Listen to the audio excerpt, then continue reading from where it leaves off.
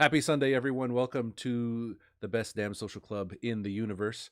I am your host, Jedi ASU, and thank you so much for spending a little bit of your Sunday with me and my guest. We're going to have a good talk today. I'm actually supremely thrilled about being able to talk about college football on a Sunday. So make sure you go ahead and have whatever you're doing, getting your drink, your mimosa, your Bloody Mary, or whatever else it is for this brunch time session of the social club. So make sure you get your drink ready. Sit back, relax, and let's get social. It is Sunday, the 4th of October in the year of our COVID 2020, and we're here having a good time. It's again, the reason we're doing an emergency episode is that we're going to talk about the 2020 schedule for the Pac-12 conference, and it will be with you, the himself, Hod Rabino of Devil's Digest. Sir, how are you? Happy Sunday. I'm doing good. How are you? Just a quick housekeeping note. You have it recorded, right? Let me see if I am recording this. If I'm Okay. not, let me see. Actually, you know what? Won't have to because it'll be on YouTube, so anyone can watch it on demand. So Awesome. that Forget I that'll said be anything. perfect. No, that's why I was like, I'm glad you Okay. did because you know what? I could record the Zoom session, but you know what? Yeah, They'll just record.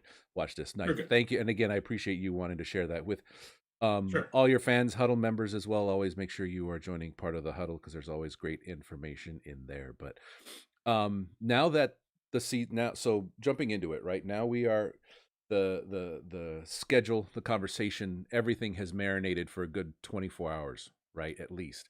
And now we know who's playing when and where.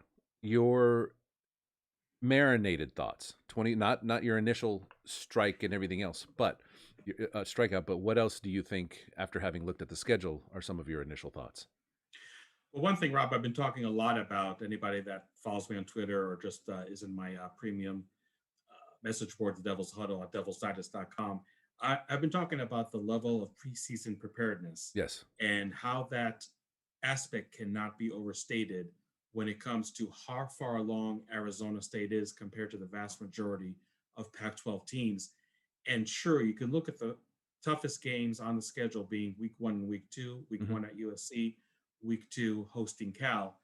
Those are two teams, just by virtue of being in the state of California, that have definitely been handcuffed compared to ASU as far as what they've been able and not being able to do for the last few months. And I know that the coaches from both schools may be down playing that specific aspect, but in my mind, when you look at the strength and conditioning aspect, when you look at just being football ready, Hmm.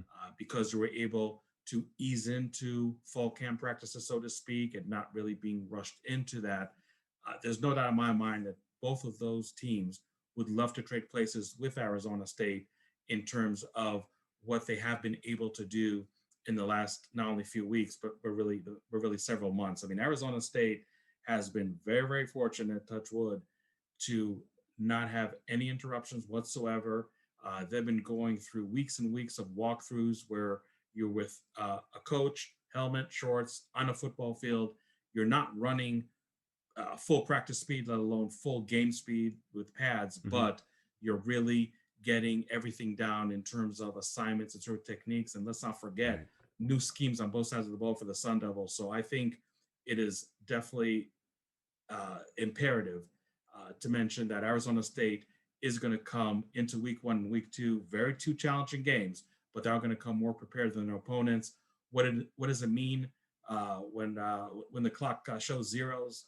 That obviously remains to be Right. seen. But again, I think that Arizona State is coming into the season with its preparation level at a much higher um, level than USC and Cal. And that I appreciate you sharing because this is something we were talking about privately before the show, right? Because that's Mhm. one of my big, not hangups, but just one of the things that I'm thinking about. It's like, okay, ASU was fortunate to get 7 practices, spring practices in, Mhm. but that was 7 months ago, right? Mhm. And I'm not exactly, and again, and we'll talk about this as to what teams have and have not been able to do, whatnot, during those 7 months. But those 7 months, right? I'm not exactly sure how much of a window they had before they could kind of get together again, right? Mhm. But does a 7 month break really help muscle memory and camaraderie and everything else, in your opinion? Because I'm just again trying to wrap my head Yeah. around that. Sure. First of all, ironically, Arizona State did start their practices in late February, in which, if you recall, in 2019, they actually started the first week of Oh, right. February. So if ASU went back to the 2019 spring practice schedule, they would have get got received under their belt all 15 Right. practices, which in a year like this would be even crazier to think about. But I think when you look at the Sun Devils in a vacuum, the fact again that they're implementing new schemes on both sides of the ball, and I think it's really more of a dramatic Hmm. shift and modification on the offensive side, even to get just half of the allotted spring practices. And I know March seems like 7 million years ago, not seven Right. months ago. I think in the grand scheme of thing that does help because uh, it seems like USC and Cal maybe got 2 or 3 spring practices, and now you're piling on with not being able to do the same level of activities Hmm. as ASU's being able to do during June, July, August, September, and obviously going into October right now. I think when you look at the grand scheme of things, but also ASU in a vacuum, that is definitely a huge, huge advantage that we're able to get even to 7 practices in the spring. But going back to my original point, Right. it's even more crucial what they're being able to do for the last 4 months compared to the vast majority of the conference foes. Now, how does that obviously in the new offensive system, which is supposed to be explosive, and I've heard you and Brad and many others talking about how there's a confidence between Zach Hill and Jane Daniels and everyone else saying, this is a it's a new system, but we're confident in it. But what have you heard on the defensive side? Right. What are the players saying, and what are the and, Antonio Pierce and Marvin Lewis and everyone else saying? Yeah, I think on the defensive side, you basically just have the usual suspects show up and play well. Put players like Merlin Robinson at linebacker, Kyle Soule at linebacker, who Hmm. actually Antonio Pierce on the Thursday night radio show with Tim Healy Right. last week did talk about Kyle Soule being the cowbell. People ask, "What's a cowbell? What's a cowbell?" A cowbell is basically a leader, Okay. and even though Kyle Soule is maybe somebody who's not going to show up front and center in opponents' scouting reports or anything like that. He's definitely an important cog for this Arizona State linebacker group. He's a player that Antonio Pierce has always spoken of highly ever since he got here to Tempe. So even though he may not get the notoriety Right. and the stats that Darren Butler, Merle Robinson gets, he is somebody that just comes and shows up every practice, every game, limited as his reps may be. He's still playing at a level that is something that the coaches in Tempe appreciate quite a bit. I've heard even more good stuff about the secondary. And you talk about a secondary loaded with So cool. experience. Yes. I mean, I mean, maybe people are sick of hearing this, but Chase Lucas being a cornerback, starting his 4th consecutive year in such a pass happy conference like the Pac-12, and he's not the lesser of two evils or anything like that. That is impressive. And I know just Lucas may have had a little roller coaster of a year. If you remember, he was the only underclassman when he was a redshirt freshman to be in the All Pac-12 Hmm. team. He voted second team that year, and maybe sophomore year and junior year had more peaks and valleys than he would care for. But I think he's one player that's poised for a very very big year.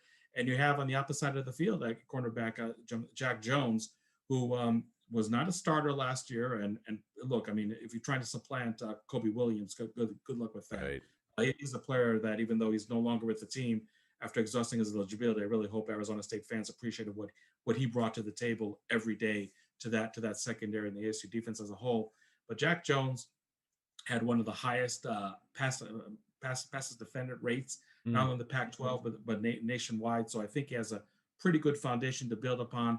Let's not forget he was a 5-star prospect out of Long Beach Poly High School, obviously coached by Antonio Pierce back then. Right. Let's not forget that he won the Pac-12 championship with USC in 2017, led the Trojan interceptions that year.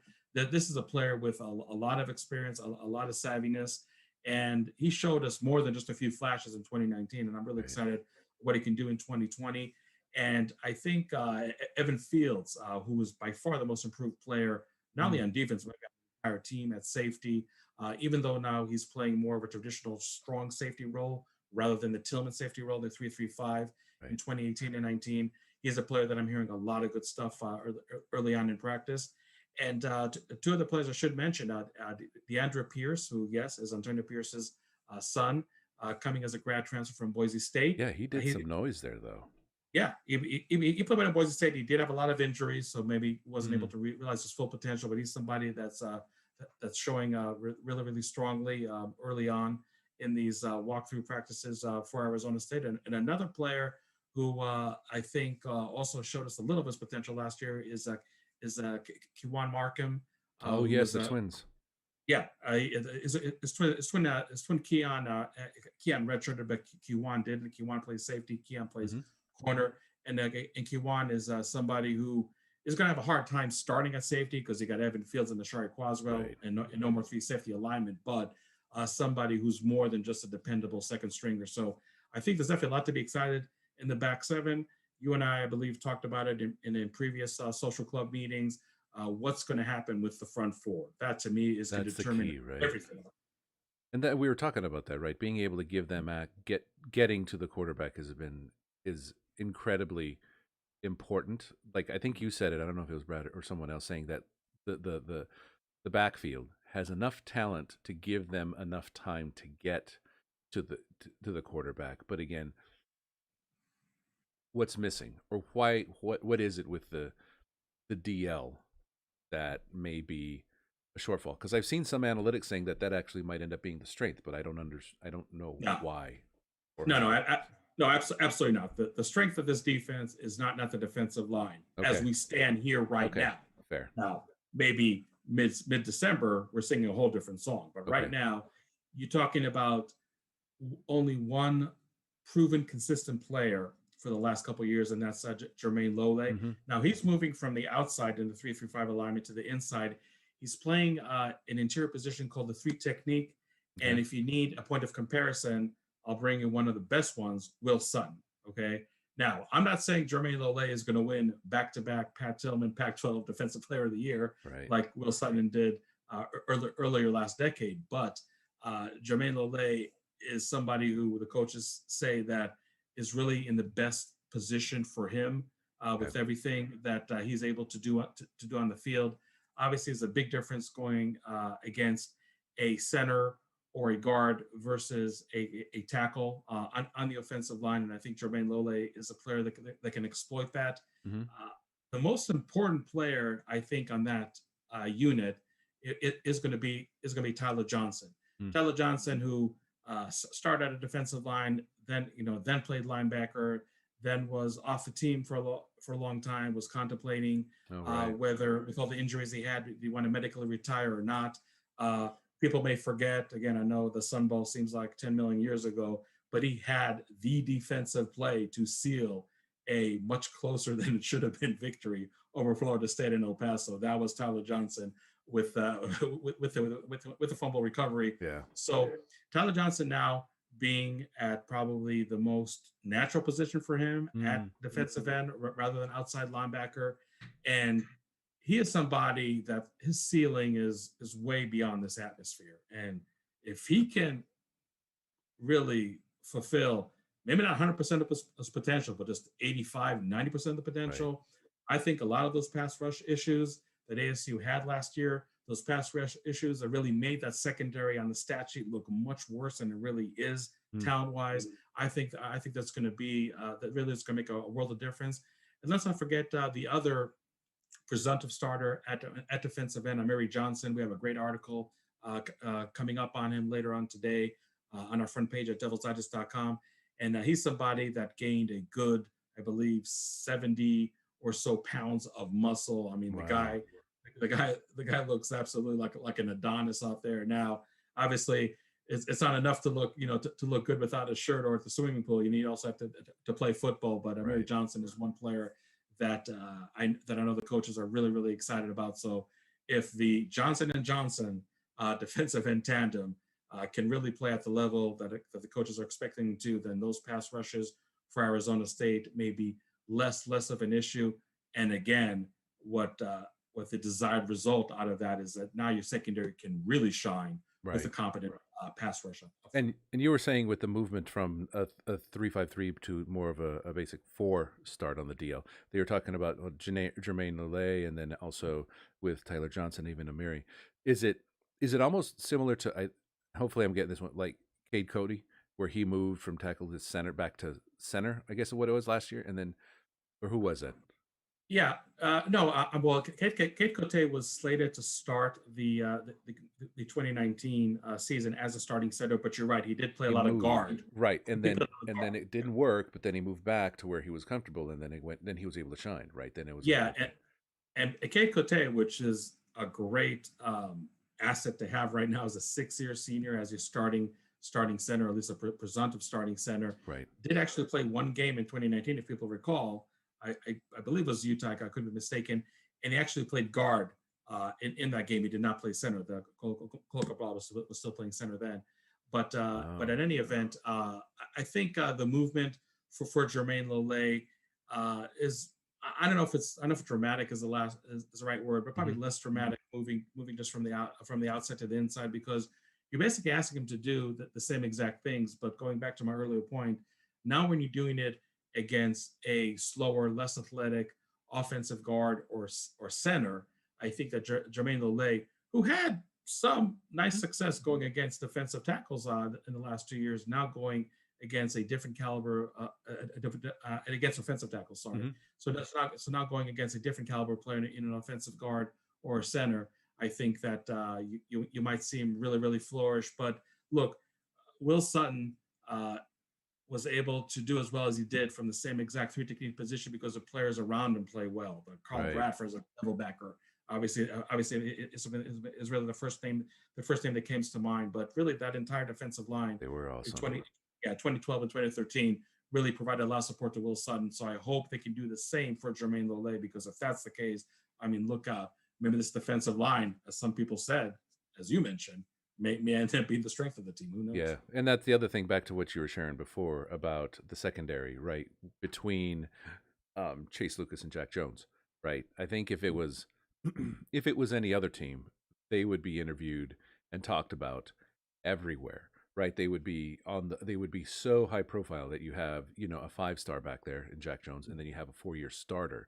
I mean, it's annoying, but it's expected that they're not talking about that combo more, right? And how deep that is. I mean, I can't remember when ASU last had a 4-year starter at that position like Chase Lucas, much less that amount of depth and solid talent to be able to be like that out there. It's like it was such a desert wasteland for such a long time. And now we're like, wow, we got this flood of riches here. So it's actually very exciting to see. So Absolutely. and so that's outstanding on the defensive side. So that's good to hear everyone's coming together, and that's going to be the strength. But now on the offensive side, Mhm. I haven't seen pictures of Jaden Daniels. Everyone's hoping that he gained weight. Do we know he has gained weight? Do we know what he's up to? Yes. What's he looking at?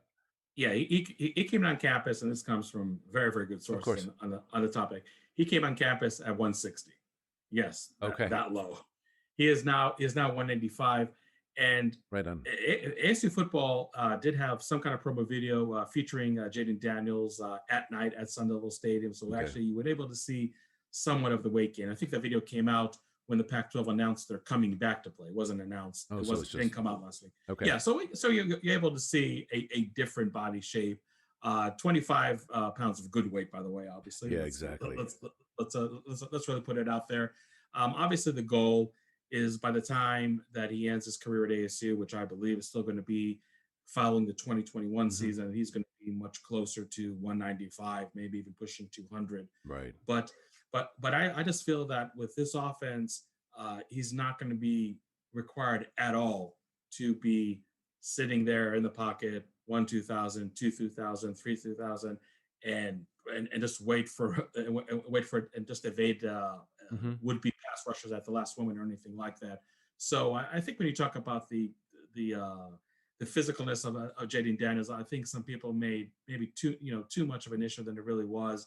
The injury that he suffered at UCLA, which caused him to miss the USC game, I don't think was a result of Jaden Daniels being frail or anything like that. I mean, if Okay. they hit If they hit you in the right spot, they hit you in the right spot, and Right. they can knock you out for a game. They can knock you out for a season. So I really don't think it's really that much of an issue. And going back to a point you mentioned with the Zach Hill offense, just because it's going to be so creative, so many pre-snap Right. motions and shifts, I think that there's also one aspect that minimizes is Jenny Daniels tough enough or strong enough to Hmm. absorb a hit or anything like that. You're going to have so many pieces and motions, running backs, wide receivers, tight end, two tight end sets, more than we've seen in a long, long time in Tempe, probably since the Dirk Cutter years, Yeah. back in the early 2000s.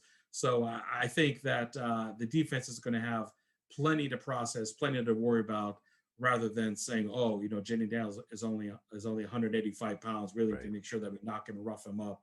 They're going to have a lot of other stuff that's going to occupy their attention. And that's good. That's actually exciting to hear because obviously, like you mentioned, Cutter from Boise State, and now another again, Boise State's Yeah. bringing in the interesting offense, which is going to be fun. And that's why I'm so. I think that's one of the things I'm most excited to see is this whole new offense because again, I think I was very, I wrongly kind of accused Coach Edwards of like, okay, he doesn't like to score a lot of points, but looking Yeah. back at history, it was more. It's like no, he had his OC on a very short leash, and Mhm. one it's like, okay, this is now. I think it's going to be a lot more. Like he said, you can't win when scoring 30 points, so it'll be exciting to see 40. I would be thrilled if we hang, 50. That'd be awesome. But there's a chance. I mean, given like you said, everything else that you're able to. But um, I know that there's a lot of questions at wide receiver outside of Mhm. Frank Darby. I know there's everything is a question mark at running back, right? Because it's all brand new bodies.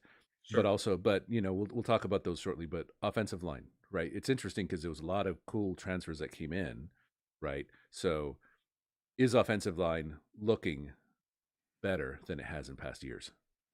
Yeah, I think so because really, as far as the level of experience, it's definitely not has not fallen Hmm. since last year. Now, you can start with the inexperience that you actually have two underclassmen right now, presumed to start on the left side. I'm sorry, on the right side of the defensive line, which Ladarius Hmm. Henderson at right tackle and Donovan West at right guard. Both of them Okay. played a lot as a freshman. Donovan West played every game as a true freshman. So Wow. so sure. I mean, you can look at the inexperience on the offensive line and say, "Wow, you're starting not one but two underclassmen on the offensive line." But those are players with a lot of experience, good or Yes. bad. It might be in the eye of the beholder, but those are players that have a lot of experience. We talked about Kate Cote, Yes. 6 year senior at center. He's somebody that looked really looked the part going into the 2019 season. If you remember, literally what 4 or 5 days before the season opener did have a foot injury, Hmm. and that essentially took him out for the whole year. Like I said, he was able to play one game.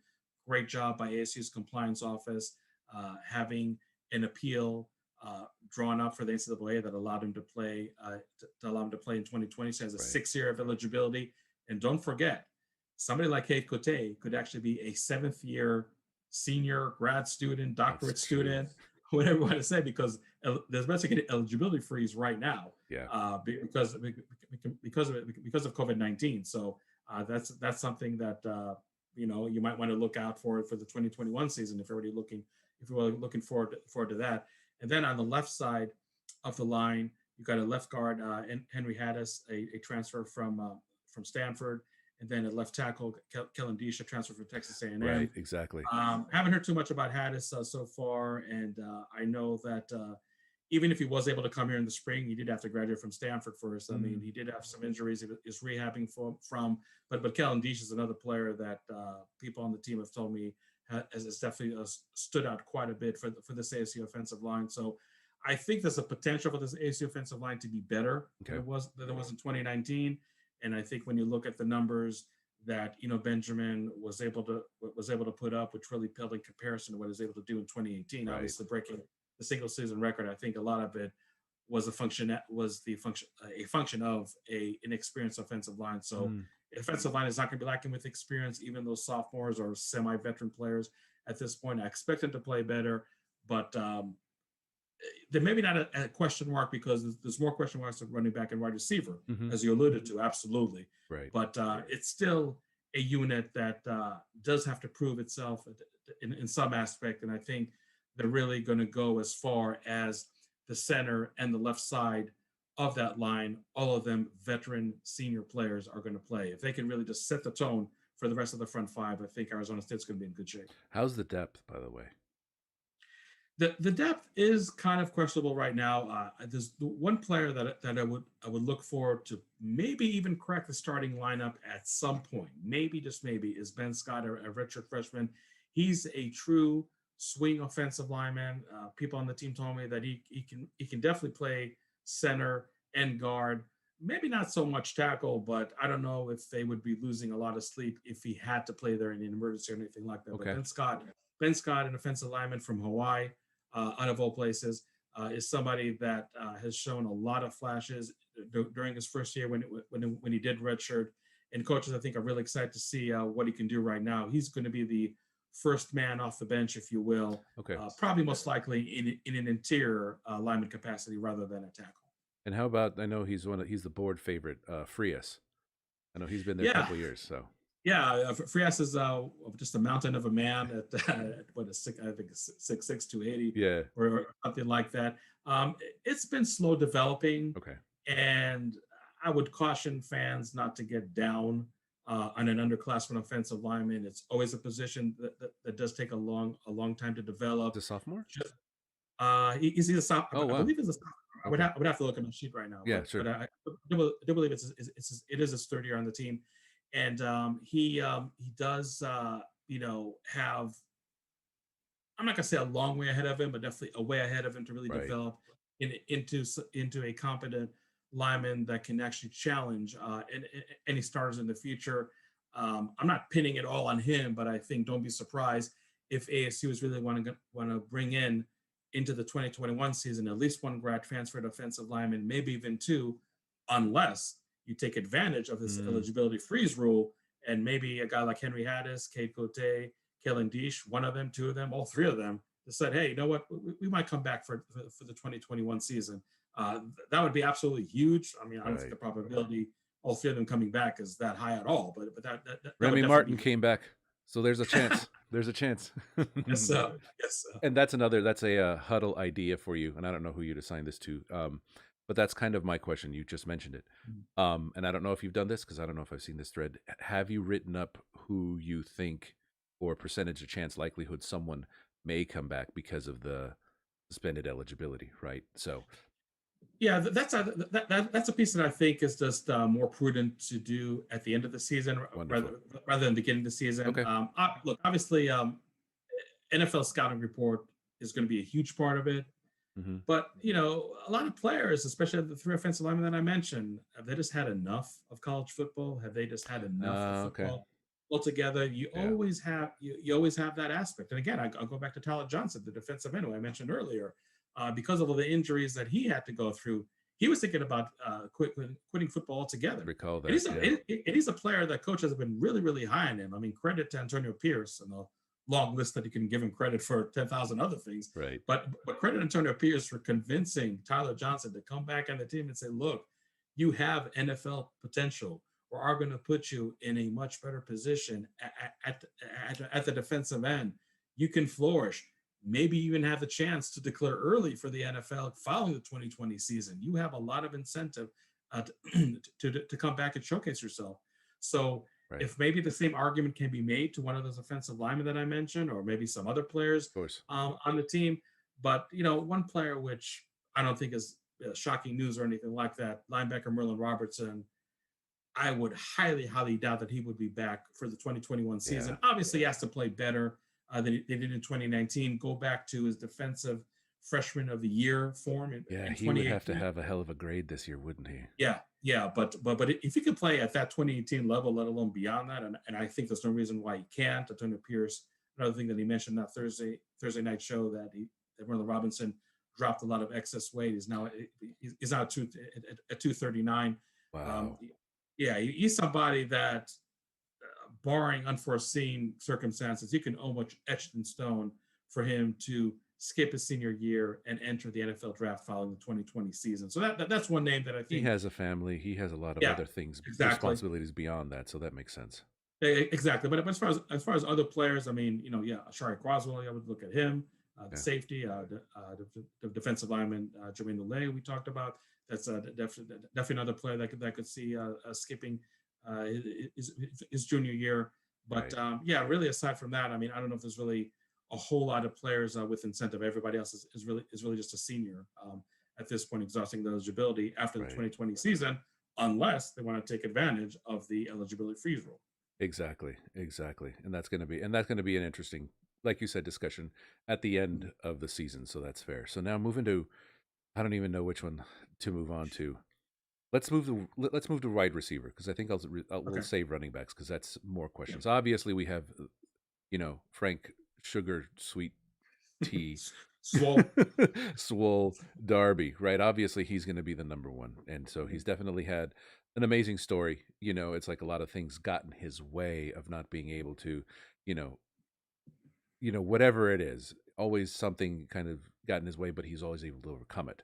And now being his senior year, he's able to overcome it again with at least a handful of games and really prove himself out, which I'm very excited for. And he's going to be the number one. But beyond him, who else are we looking at? Well, let's just really talk more Okay. about Frank Darby. Frank Darby right now needs to prove for the first time in his ASU career that he can be the guy, the number one wide receiver. And look, I'm not saying that he only succeeded because he had N'Keal Harry for all those years and Brandon Ayuk for the last couple of years.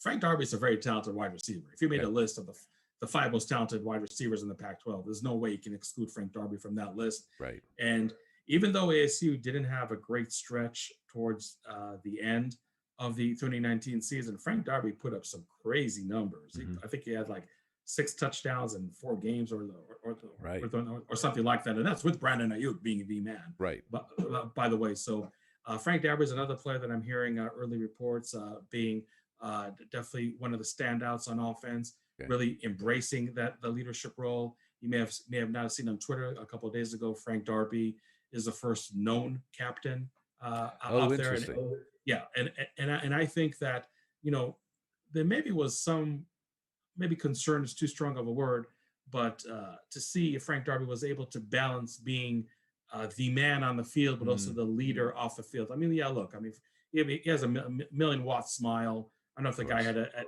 ever had a bad day in his life. At least since he arrived at ASU, I mean, Right. every time us reporters see him, and it's just He's beaming. absolutely infectious personality and whatnot.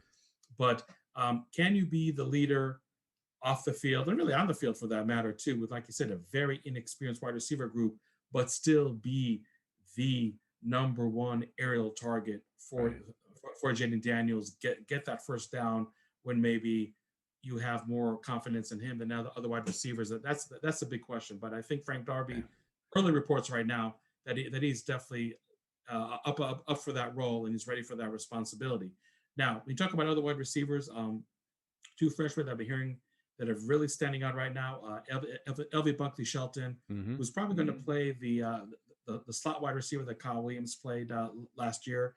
And another wide receiver who can really be labeled as a hybrid tight end is Johnny Wilson, somebody who's legit 6'6" wide receiver, huge target, but can move really, really well. And when you talk about the bag of tricks that offensive coordinator Zach Hill has, Right. to have a target like Johnny Wilson, who again you can call him a hybrid tight end, wide receiver, or maybe just a full time wide receiver. The label doesn't matter, but the fact that you have that big a physical target running downfield, occupying the attention of Right. more than one defenders, probably that opens up the field for everybody else. And really, if you're going to throw him the ball, I mean, the guy is definitely strong enough to shed defensive backs, and he's fast enough to beat a lot of linebackers who Right. probably more likely would be the players on the field trying to cover a player like Wilson. So those are two players that really have, That's have cool. have stood out quite a bit. One player that I haven't heard so much, at least in the last few weeks, and I'm really curious to hear about him, and some fans might remember, is Brandon Pierce, the Hmm. junior the junior college transfer that really didn't do much at all, just got absolutely lost in the depth chart in 2019. He had an outstanding spring practice. I mean, 7 sessions in all. If you made a list of the top, I don't know, 5, 7 players in those 7 sessions in the spring, Brandon Pierce is definitely on that Okay. list. Now, it looks like that him and LV Buckley Shelton, I'm not saying it's etched in stone, but they really play the same role. So if LV Buckley Shelton Mm, is coming as advertised as a top 100 wide receiver, 4-star prospect out of high school, then it might be a little hard for Brandon Pierce to really stand out. But I think that if nothing else, you would have a very, very capable backup, perhaps, to LV Buckley Shelton in Brandon Pierce. So those are the wide receivers not named Frank Darby that I'm hearing some good stuff about, or at least expecting to really step up this year. But I think it really just comes down to, again, how much attention to Frank Darby, hmm or even to Johnny Wilson for that matter, can attract from a defense to let some of his inexperienced wide receivers just roam free on the field, or maybe just be in a favorable one-on-one matchup. Rest assured that Zach Hill is definitely going to put those Yeah, inexperienced wide receivers in the right spot to make plays.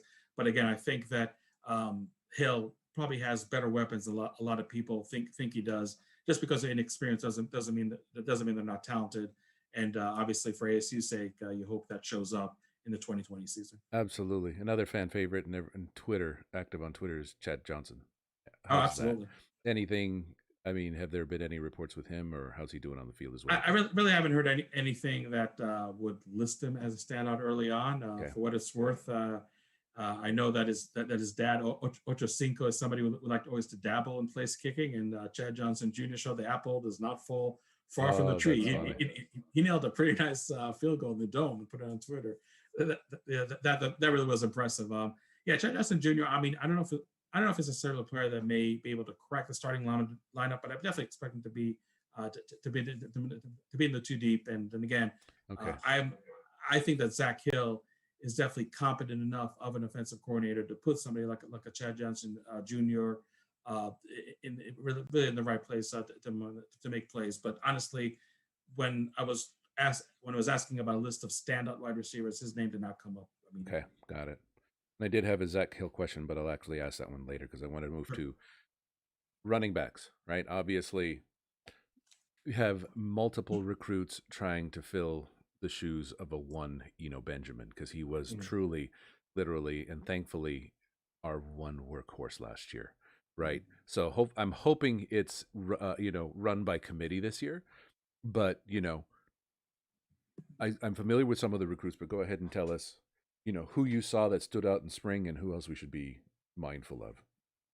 Well, in the spring, by far, the running back that stood out the most is true freshman hmm Demonte Training from Akron, Ohio.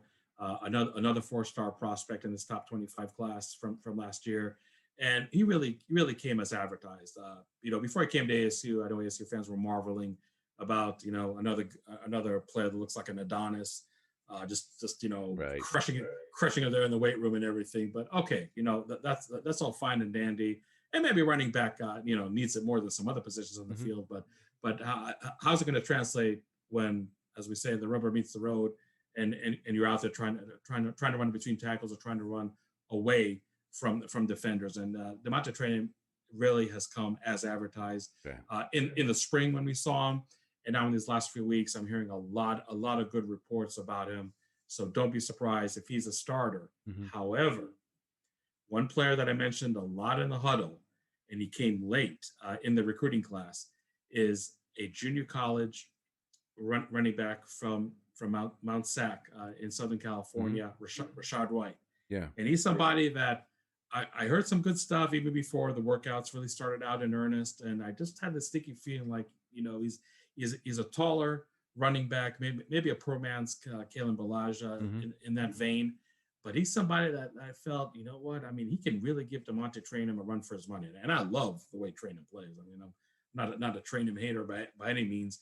And my suspicions have really come true, because Rashad White and Demonte Trainum are definitely in a heated battle right now for a starting position. Now, to your point, it's absolutely going to be running back by committee. Good. I think you and I talked in the past that Benjamin was maybe too much of a workhorse, and hmm maybe there's some games that he wore down more than he should have. But look, I mean, there Like we was said, lack we of were lucky he didn't get injured. yeah, exactly, yeah, and there really was lack of depth. Okay, I mean, let's Yeah. not crap on some coaches that aren't here anymore. I mean, They can't at the defend end of the day, themselves, but it's clearly where we were at. Yeah, at the end of the day, I mean, if the depth, you either have depth or you don't have depth.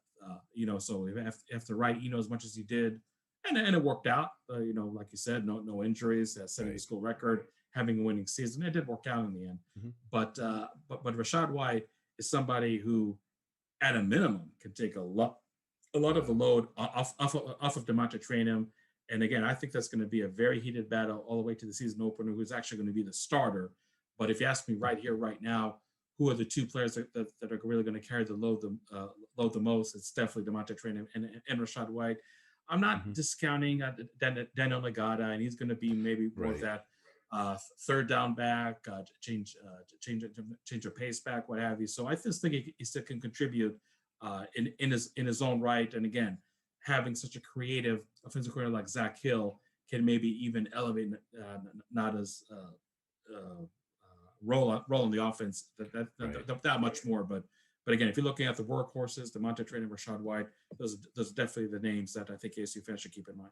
I'm actually kind of rooting for Agata because I know he had a very interesting story with the recruitment about his family not wanting him to come to, Yeah, a demon infested yeah, school. But I mean, I'm hoping that, he's able to stick and stay and help or redshirt or whatever else it is, just because again, the committee is what needs to happen, right? Again, I yeah. just don't want And, to be in and a situation where it's like, okay, we are relying on one person now because everyone yeah, left. and I think even though that he's not here on the team anymore, Brandon Ayuk, as you may or may not know, is actually not his cousin. Oh, So got it. Ayuk, even though Ayuk and Nada were never going to play together in Tempe, he definitely had a hand in that. So not only is Ayuk doing good things on the field right now for the 49ers, Right. even off the field, getting a guy like Nada on the team is really, really huge. And again, Rashad White is somebody who's coming in as a junior. He can actually end up being, again, with the eligibility freeze Wow, rule, he could that's be right. he could be here for 3 years. So you know, there's a lot of That's so players. I cool. mean, maybe more on offense and defense that if they actually stay here an extra year, I mean, and maybe some people are dreading the 2022 season because what his life after Jenny Downs is going to look like. But you can have some key players on offense, Yeah. just take advantage of this eligibility freeze rule, still being here in 2022. Experience doesn't even come close to describing what this ASU team could be back then. But we're jumping way ahead, so No, but let's that's keep the it. other thing that we're talking about, right? This whole 2020, we have to retire the term fluid because Mhm. it's more, Yeah, everything is more, it's more than fluid, right? So we don't yeah. know anything. Who is behind Jaden Daniels? Confidently Well, behind Jaden Daniels.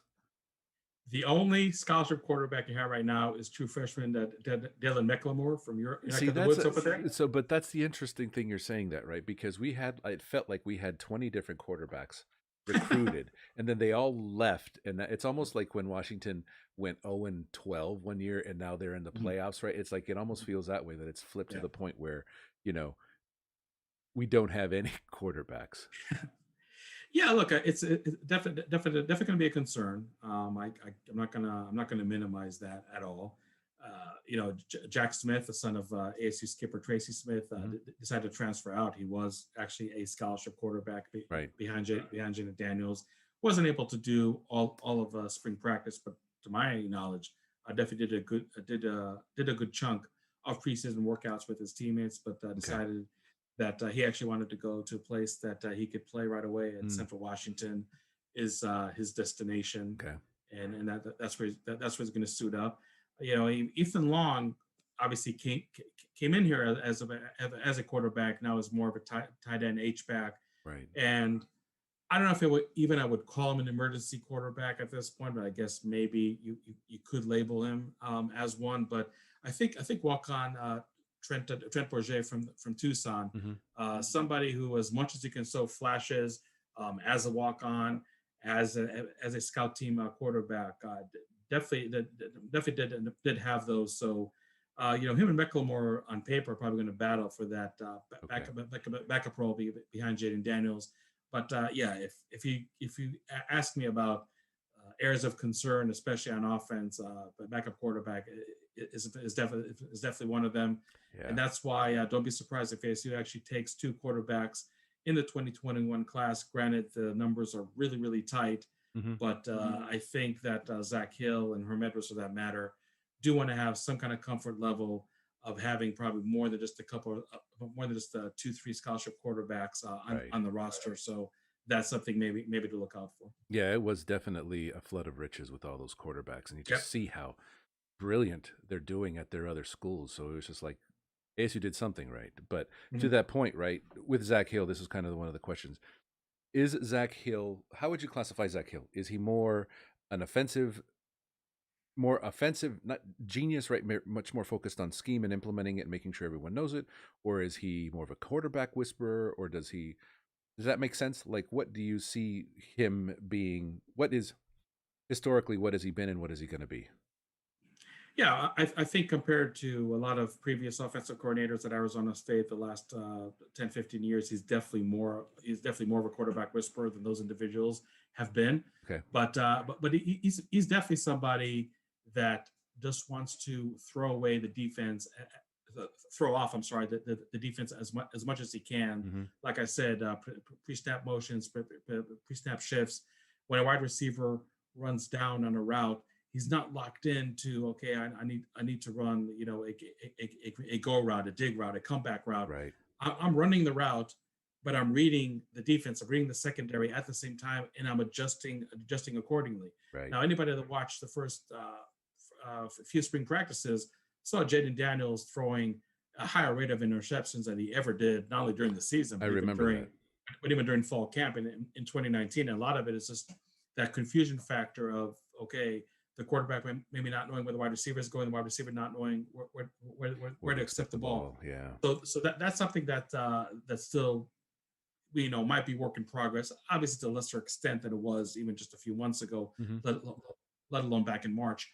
But to your point, I think yes. I mean, really just implementing a scheme that is creative, that always going to keep the defense on their toes, asking from wide receivers and probably tight ends that are going to run routes, asking them more than just being robotic and running Right. one route only, really being able to adjust on the fly. And obviously, the adjustment, there's going to be some rhyme and reason behind it. It's Right. not going to be just giving way too much freedom to maybe a lot of younger players that haven't earned it, quite Right. honestly.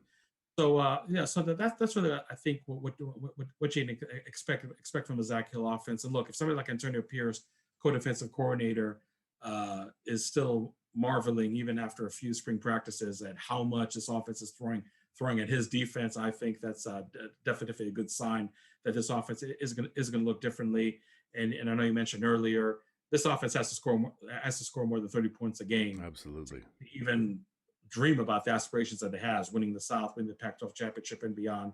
So I think that this offense that Zach Hill is going to implement definitely gives you a better chance to achieve that goal. And it was interesting because you mentioned that Jaden Daniels was throwing so many interceptions, right? And it's Mhm. like I kind of turned it on its head and it's like I think it almost feels like that's okay. Not because, you know, yes, he's going to make mistakes, but it almost speaks to how different and I don't want to say complex, but it just seems to be such a different offense from what was his previous predecessor Mm. because Jaden Daniels came right on in and didn't throw any picks, right? You didn't see any in practice. So is it because it's the simplicity of what you had last year versus the complexity of Mhm. what you have this year?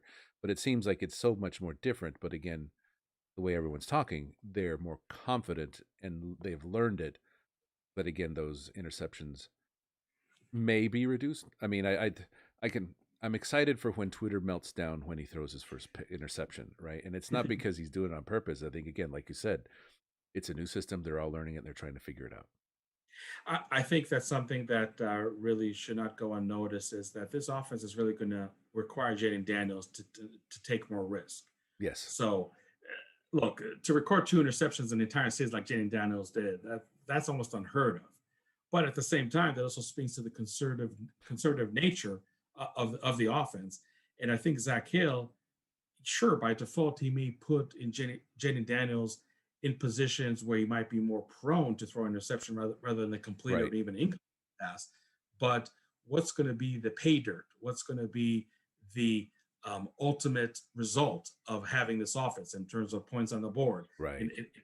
in terms of yards, in terms of controlling the ball We need to control the ball. Those are the things that you have to look. So don't worry about if Jay Daniels has 8 interceptions instead of 2, Right. even in a 7-game season.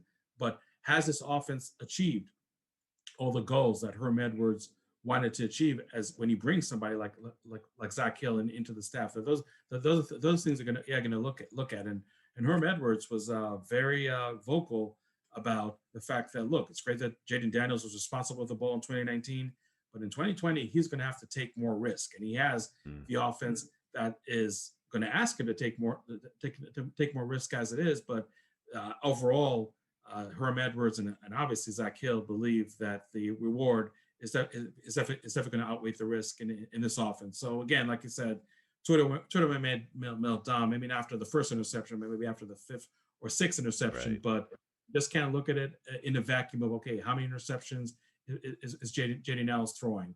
You need to look at how is this offense operating compared to the last 2 years.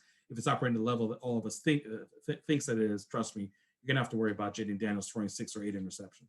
Because that's the whole thing, right? Because again, obviously, ASU Twitter loves the PFF metrics and how Oh yeah, Grant Gunnell is so much Grant he's ranked wow. so much higher than JD Daniels. So I can only imagine how PFF, whatever their hell name is that how they're going to rate him with six interceptions like that relative to everyone else Mm-hmm. in the nation, right? So I think it's just going to be an interesting conversation to see. But like you said, they're playing for more reward, and it's going to Mm-hmm. require that risk. Absolutely.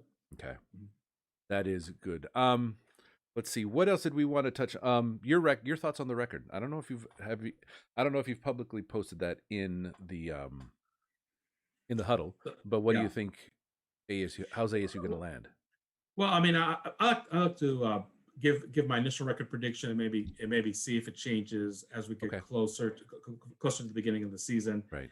But if I'm looking just right now at a 6-game schedule, Mm-hmm. because yes, there's going to be game number 7, but I don't know who the opponent is, so I never like to give a prediction Okay, that has 13 games into it, because you don't know where the ball game is going to of be course. and who you're going to play. So if I'm looking at the 6-game schedule, I'm predicting ASU to go 5-1. I definitely believe it's going to be one of the better years in ASU football Okay, history.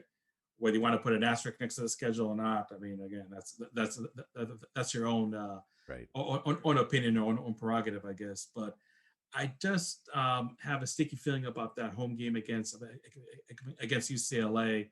That I'm just looking at what happened last year, and Yeah, yeah, ASU scored 22 points, but ASU scored 10 points only had 10 points on the board. I'm sorry, with 11 minutes left. yeah, lots of So I don't garbage know. time.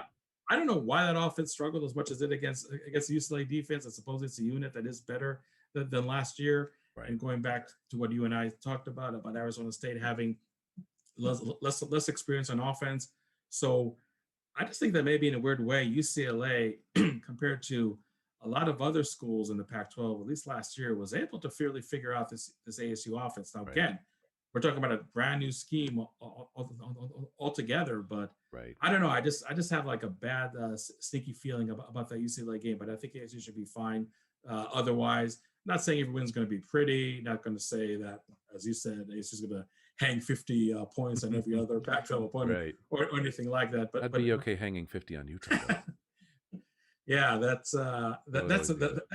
that's an interesting team, because you and I and a lot of other people talked about how much preseason love they're getting when they just had massive personnel losses. Objectively speaking, I mean, I don't care how much you like or hate that team, but objectively speaking, I mean, they lose Right. like what nine stars on defense. It's And everyone and the quarterback and the running back. I was even on the Speak of the Devils. I'm like all the analytics love yeah, Utah. I'm like how yeah. how do I they still mean, love Oregon?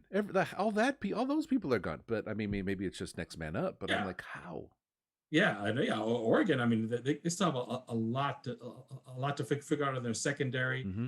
and I believe their offensive line. I mean, was really young as it is, even when they had just Penny Sewell, and now he's gone Now he's gone. to the NFL. I think definitely some answers some questions that probably need to be answered over there. Oh, and by the way, they got a new starting quarterback too, so. Exactly. I think that you just have that built-in equity / goodwill Okay. when you're Oregon, and I guess now when you're Utah too, that okay, you did so good in 2019, 2018, we'll give you more than the benefit of the doubt this year. But They're not even yeah, practicing. I don't even know if they're practicing yet.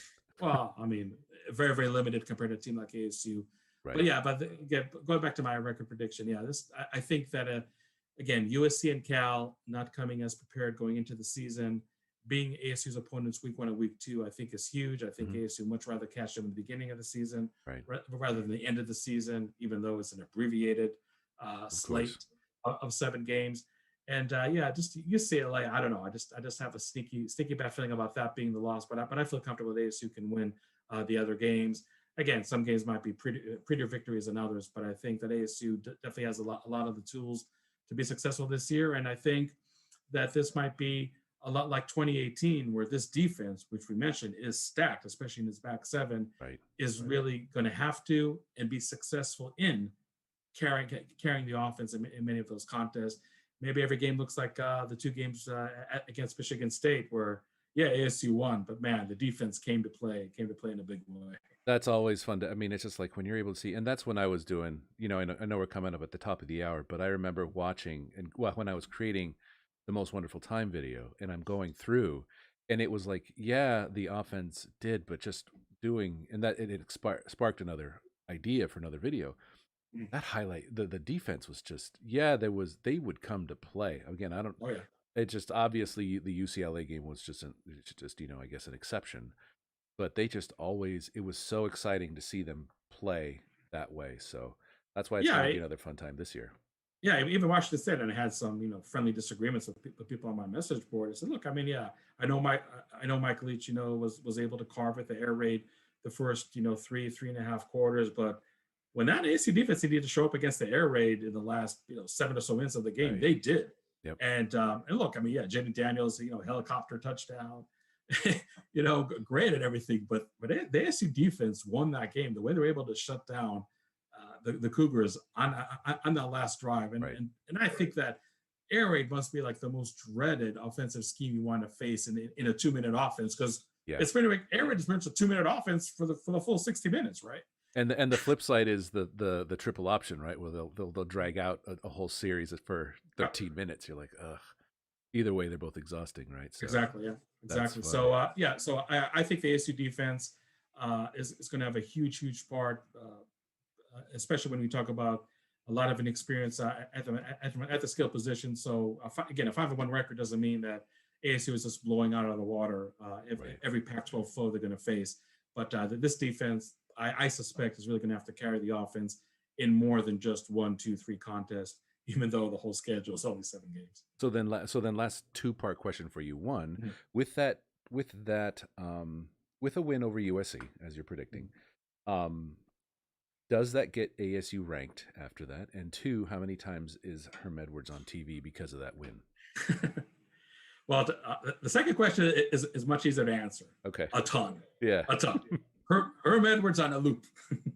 Which I absolutely love, because there's no such thing as bad press. I mean, if we're on, if the pitchfork is on the TV, that's all that matters. Yeah, absolutely. But as far as the ranking, look, it just really depends on what the teams in the other Power 5 conferences are able to do, completing games, not completing games, and whatnot. I suspect that, I don't know, maybe even after because we came out in 45th. So I mean, obviously the message board is going to be filled with we should be ranked, but ranked so low even after a win over USC. Yeah, I mean, maybe sticking to the 30s, but I mean, how can you rank the 1-0 team even though you beat a top 25 team? How can you rank them over a 4-1, exactly 5-2 team? Oh, absolutely. And then you'll have everyone. It's like, I'm glad ASU is unranked preseason because we do better. Exactly. Yeah, circumstances suck, but exactly. that premise in and of itself, yes, great. Outstanding. Well, I appreciate you. I like I said, one, I'm happy that we have football to talk about, and two, I'm happy we're to do it on a Sunday. What do you got going on? What do you want to plug? What do you want to share and make everyone aware of? Yeah, we're definitely going to have just a bunch of coaches and players interviews. That's in the weeks. right. I didn't mean to interrupt you. Media availability. Have you found any No. None? Okay. We have not found media availability, and when I talk about media availability, I'm also talking about practices as well as games itself. I suspect that we'll be able to cover games in the ASU press box. Mm, What the particulars are going to be in terms of number of reporters per media outlet, whether we're going to be able to be on the field before and after the game. I mean, those are questions that have not been stated clearly. okay, I think it's one of those topics you better be more pessimistic than optimistic, so you're not being disappointed fair. later. Um, yeah, I think it's going to be a weird dynamic, but not no different than the NFL these days. And I would think most of college football, where you're in the press box and maybe I don't know 200, 300 yards from you is a coach or a player on a Zoom call, Yeah, and you're just doing post game interviews virtually. So yeah, again, I mean, we haven't been given any instructions, but it's going to look different. It's going to look limited. But all I can tell everybody watching this that we're definitely going to do our best to cover this team as best as we can, as best as we know, under these circumstances. So you can be ready to see a lot of player and coaches features and interviews between now and the beginning of the season. We already have our offense and defensive previews hmm on our front page. I also have a feature that I wrote myself under the microscope, talking about a select number of returning players who I think are going to really receive more scrutiny mm, than others, and explaining why the impact of them playing well or not playing well can really yeah, be detrimental to today's success. So we're going to have a lot of stuff. Recruiting never stops, as we know. right. As excited as everybody is about the season, don't forget ASU right now has a top 20 recruiting class. We're just about a month. We're just about 2.5 months away from the December signing day. So that's definitely going to keep us busy. And once we know more about ASU basketball, That was my next they're, question. yeah, Absolutely. yeah, they're when we know about their schedule, we're going to have some player and coaches interviews and features as well too. And I'll leave everybody with this. I mean, I know everything's focused on football right now, and rightfully so. But I'll tell any ASU fan out there, you have a lot of uh, correct reasons and justifiable reasons to be excited about football. But trust me, I think in some way you should multiply that by infinity. And that's how the way you should feel about ASU basketball. This is one of the most loaded squads we have seen in a long, long time in Tempe. And I think that ASU fans should absolutely be geeked for this upcoming basketball season, because it can be one for the record books, I feel. We talked about that with Doug Haller, right? It's like it is unprecedented. One, the amount of attention, but actually the amount of potential that's Sure. actually coming out of Tempe this year. So yeah, it's definitely. I think we're going to see, given the plan for basketball, I think it's going to work out a little bit more than football, Absolutely. and so I Yeah. think that's what's going to make it even more exciting. So Yeah, and this is a quick note. I mean, we don't know the schedule, but we know the right, NCAA across the board is only tipping off its season the weekend of Thanksgiving. So we're definitely not going to have any games before that. ASU is going to play a reduced number hmm of non-conference games in basketball. right, We might see some bubble/pod environments where ASU might play, I don't know, 3 games over 4 days in one location. right. Really curious to see how it's going to work with basketball, but again, with this level of talent on the team, I don't think it really should matter what the schedule Exactly. looks like, who they're playing, because this is a team right now, like I said, is poised to really have a season to remember in Tempe. It's going to be cool because if they're pulling off, 3, 4 games in one location, that makes Mhm. for one hell of a weekend of just watching pure Oh, absolutely. basketball. So that's going to be a lot of fun. And a good chance you can have football at the same time, but rest assured, Devil's Ditus is well staffed to cover all of that. And you always do a phenomenal time, a phenomenal job. And I appreciate you. I appreciate your family. Love seeing you and love talking with you. And I appreciate, you making time for all of us here on the social club. So thank you for that. As always, if anyone has not subscribed to the huddle, please, um, make sure to do so. And if you want anyone in the chat, um, send me an email. I'll buy you a month. If you want to take me up on it and you're not a member, send me an email.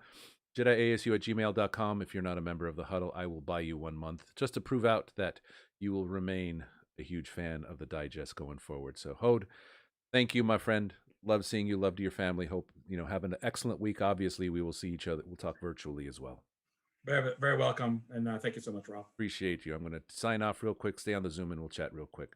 Let's see. The Sun Devil Summit was there. We're having actually Sun Devil Summit virtual tailgate on November 7th. We're going to start at 6 a.m. Pacific. So I'm going to be running hard that day, but I'm going to be running it hard for all of you because just like the slide says, I love you. Make sure you love yourself and always love those around you. And as always, make sure that you are following Hode at devilsdigest.com, myself at Jedi ASU, or at the 42 Social Club on Twitter. And as always, have a wonderful week, and we will talk more in a couple hours. In an hour and a half at 2:30, we will be chatting with Brad Denny and talking about this more. So we will see you shortly. Thank you and bye.